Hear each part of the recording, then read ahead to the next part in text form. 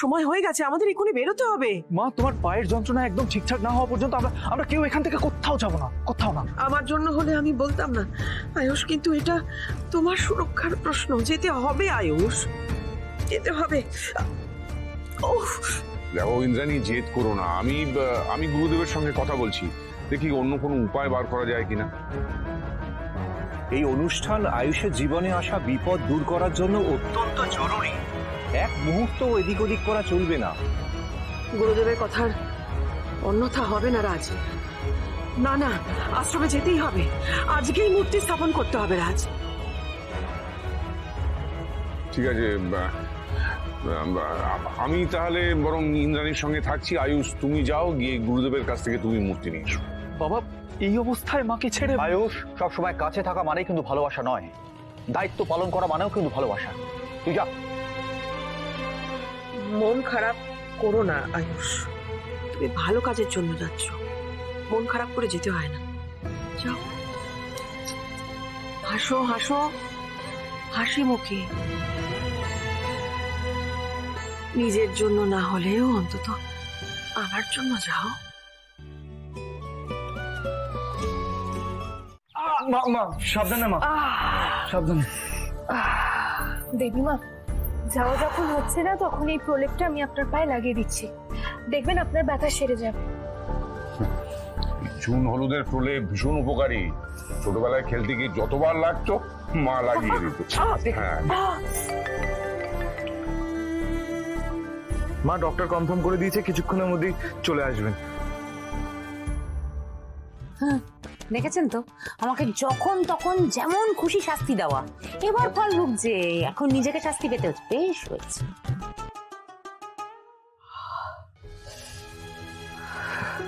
তোমাদের সবাইকে কেমন বিব্রত করছি বলতো, কেমন অস্থির হয়ে যাচ্ছে সবাই। আমি না ঠিক হয়ে যাবো রাজ, সবাই এরকম করো না তোমরা।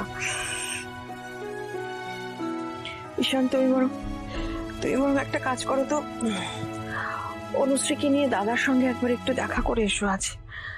দাদাকে আমি কথা দিয়েছিলাম পয়লা বৈশাখের আগে তোমাদের একবার পাঠাবো, যাকে আগে তো হলো না, অন্তত আজকে তো একবার যাও যাও যাও করে এসো। তবে আয়ুষ মূর্তি প্রতিষ্ঠা করার আগে ফেরত চলে এসো। হ্যাঁ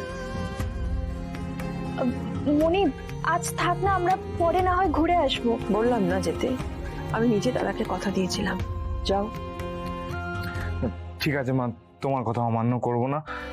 আমরা অনুশ্রী বাড়িতে গিয়ে বিকালের মধ্যেই চলে আসবো, কেমন? অনুশ্রী চলো। মনি, আসছি। কাকাই, বাবা এলাম। সাবধানে যেও। দেবীমা, আমি আপনার পায়ে এই প্রলেপটা লাগিয়ে দিয়েছি, এবার দেখবেন আপনার ব্যথা সব কমে যাবে। সিদ্ধার্থ, একটু বাইরে আয়।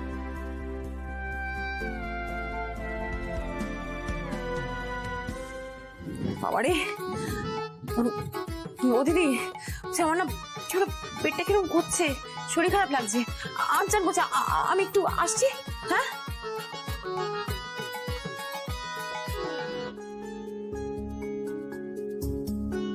দেবীমা, কি হয়েছে?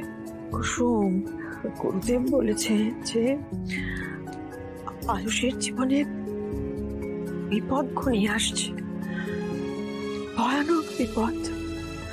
আমার আর মাথা কাজ করছে না কুসুম, কি যে করবো বুঝতে পারছি না। দেবীমা, গুরুদেব আপনাকে কোনো বিধান দেননি? না মানে, কি করলে এই বিপদের হাত থেকে ছোট সাপকে রক্ষা করা যায়? বলেছেন যে কোনো একটি মেয়ে, সে আয়ুষের রক্ষা কবচ, সে সারাটা জীবন আয়ুষকে রক্ষা করে যাবে।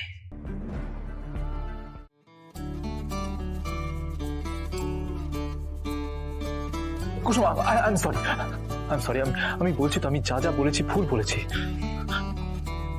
এই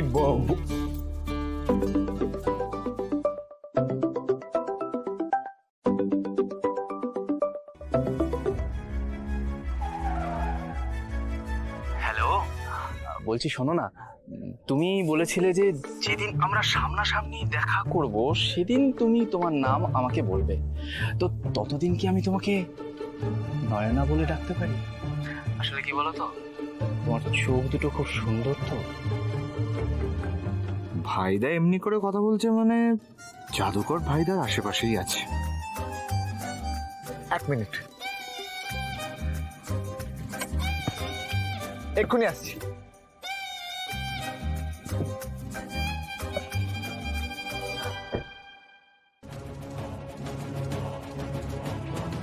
ফোন আসতে ঈশান হঠাৎ গাড়ি থেকে নেমে গেল কেন?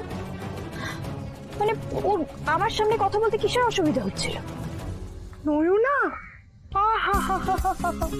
এই নয়না কিন্তু খুব ভালো নাও।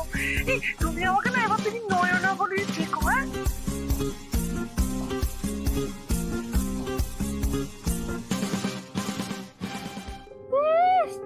নাম পর্যন্ত জানেন না এখনো? আরে চোখটা তো চিনি, নাম জেনে কি হবে বলো। এই শোনো না, তুমি আজ আমার সাথে মন্দিরে যাবে তো? আসবে তো?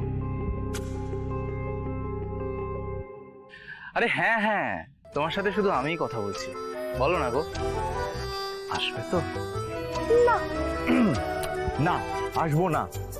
শোন, জাদুকরকে বল নয়নার একটা ইনভিটেশন আছে, জাদুকরকে ওখানে আসতে হবে না। আর যদি একবার জাদুকর চলে আসে তাহলে কেল্লা ফতে। জানিস ভাই না, নতুন নতুন প্রেমের একটা ব্যাপার আছে। মানুষ প্রেমে পড়লে এমন কিছু করে যা আগে কখনো করেনি।